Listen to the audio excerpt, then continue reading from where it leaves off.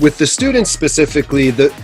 first steps in this industry are always the hardest, and I think they can also be the points where it's easiest to kind of give up. And I think that when people have a plan to, you know, really commit to what they want to do and continue to work for it, and just kind of keep,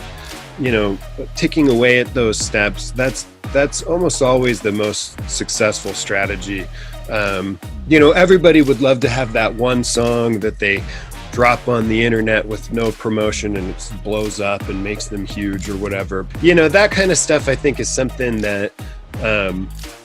putting away the mentality of like overnight success, I think is, and kind of saying, hey, you know what, that'd be great if that happens, but why don't I actually just really commit to working on building this thing, you know, from the ground up so that it's more stable and not reliant on that. Emotionally,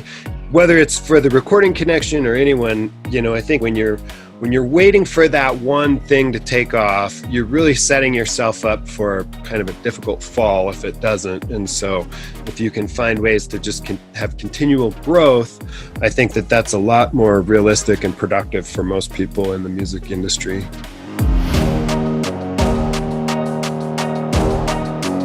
To me, it's not so much where somebody is with their skill set when they finish the program, but how much you can see that progression, like that they're going to continue to work and continue to grow. I think that that's,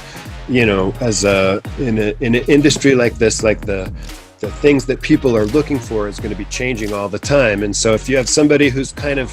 the mindset that they're going to, you know, like maybe you think of the traditional school and you're like, cool, I'm going to go to school, I'm going to know everything I need to know about this subject and then go get a job, do it, and I'm not going to have to continue to learn it. You know, that's not real applicable here, you know. So I think that's probably one of the other things, is just seeing that willingness and desire to